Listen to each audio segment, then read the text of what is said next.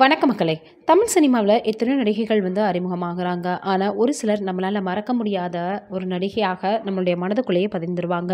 அப்படி பார்த்தோன்னா 90 காலகட்டங்களில் ரொம்பவே தமிழ் ரசிகர்களுடைய மனதை கவர்ந்தவங்க தான் யார் அப்படின்னா நடிகை சுகன்யா அவர்கள். அவரை பற்றிய இந்த வீடியோவில் நிறைய விஷயங்கள் நம்ம தெரிஞ்சுக்க போகிறோம். நடிகை சுகன்யா அவர்கள் பார்த்தோன்னா தமிழ் மட்டும் இல்லாமல் கன்னடம், தெலுங்கு, மலையாளம் அப்படின்னு பல மொழிகளிலையும் இவங்க நடிச்சிருக்கிறாங்க. நடிப்பை தாண்டி இவங்க பரதநாட்டிய நடன கலைஞர், இசையமைப்பாளர், பாடலாசிரியர் மற்றும் ரொம்பவே பார்த்தோன்னா டப்பிங் கலைஞரும் கூட. 1991லேருந்து 98 வரைக்கும் தமிழில் முன்னணி நடிகைகளில் ஒருவராக இருந்தாங்க.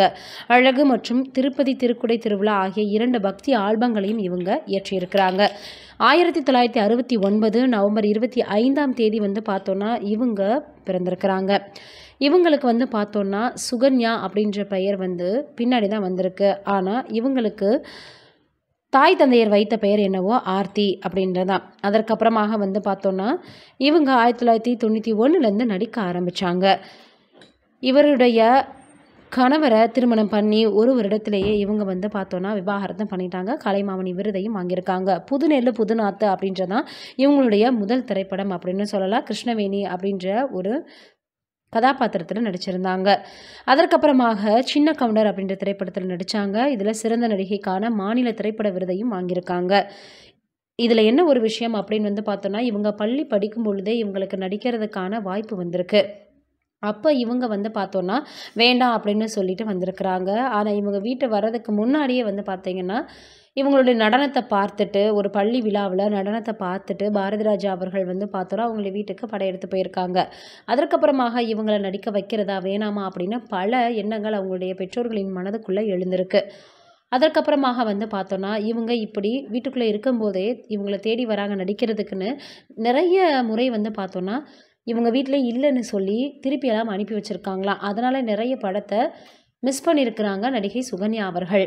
அதற்கப்புறம் ஒரு முறை பார்த்தோன்னா இவங்க என்ன பண்ணியிருக்காங்க அப்படின்னா இவங்க தொடர்ந்து நடிக்கலாமா இல்லை வேறு ஏதாவது இவங்களுக்கு பார்த்தோன்னா எதிர்காலத்தில் வேறு விதமான ஏதாவது வளர்ச்சி இருக்குமான்னு இவங்க அவங்களுடைய ஜாதகத்தை போய் பார்த்துருக்குறாங்க. அப்போ தான் சொல்லியிருக்கிறாங்க இவங்க ஒரு நல்ல நடிகையாக டாப்பில் வருவாங்கன்னு. அதற்கப்புறமாக தான் தொடர்ந்து நடிக்க ஆரம்பித்தாங்க. அப்படி தான் இவங்களுடைய திரைப்பயணம் புதுநெல்லு புதுநாத்துலேருந்து ஆரம்பித்தது. இவங்களுடைய குரல் நல்லா இருக்கவே அவங்களே டப்பிங் பேச சொல்லியிருக்காங்க.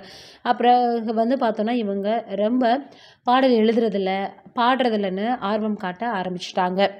திருமணம் பண்ணி கொஞ்ச நாட்கள்லேயே இவங்க கணவரை விட்டு பிரிஞ்சிட்டாங்க. அதையெல்லாம் தாண்டி அடுத்து 2வது திருமணம் பண்ண போகிறாங்க. அதோட வேறு ஒருவரோட இவங்களுக்கு பார்த்தோன்னா திருமணம் இல்லாத உறவு இருக்குது அப்படின்னு பிரபல நடிகர் ஒருத்தர் சொன்னது மிகப்பெரிய அளவில் எல்லோருக்குமே அதிர்ச்சி ஏற்படுத்தி இருந்தது. ரொம்பவே சமூக வலைதளங்களில் வைரலாக பரவ ஆரம்பிச்சது. அதோட மட்டும் இல்லாமல் மலையாளத்தில் கூட வேற ஒரு நடிகை கைதானதற்கு சுகன்யா அவர்கள் தான் அப்படின்ற மாதிரி பேசவும் ஆரம்பிச்சிட்டாங்க. இது ஒரு புறம் இருக்க, அதற்கப்புறம் இவங்களுடைய வீட்டிலேயே பார்த்தோன்னா ஒரு லாயர் இருந்திருக்கிறாரு. அவராலையும் இவங்களுக்கு பல பிரச்சனைகள் வந்திருக்கு. ஒரு மிமிக்ரியாக இருந்தாலும் சரி, இல்லை ஒரு டப்பிங்காக இருந்தாலும் சரி, நடனமாக, பாடலாக எதுவாக இருந்தாலும் பிச்சு உதறக்கூடியவங்க.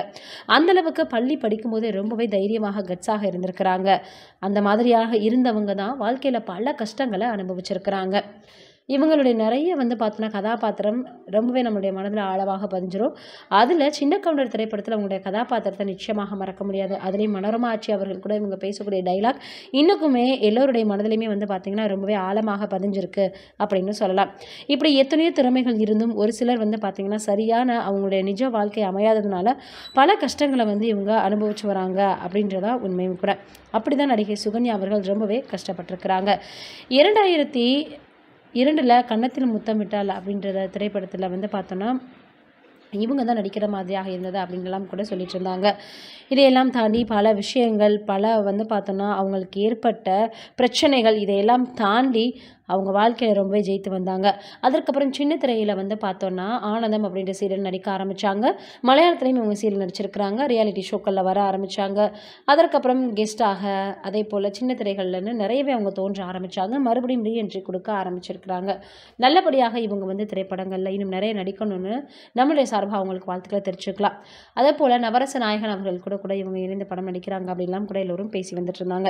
இப்படி நிஜ வாழ்க்கையில் பல கஷ்டங்களை அனுபவித்து அதற்கப்புறம் பார்த்தோன்னா இவங்க நல்ல ஒரு நடிகையாக பார்த்தோன்னா வலம் வந்துட்டுருக்காங்க அப்படின்றதான் உண்மையும் கூட.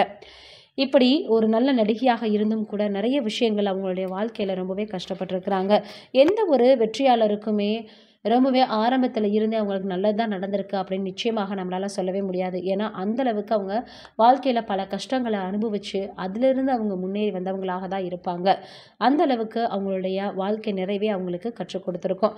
அப்படிதான் நடிகை சுகன்யா அவர்களினுடைய வாழ்க்கையிலையுமே நிறைய விஷயங்கள் அவங்களை தாண்டி மீறி நடக்கும் பொழுது ரொம்பவே தைரியமாக கட்ஸாக நின்று அதை எதிர்நோக்கி இருக்கிறாங்க.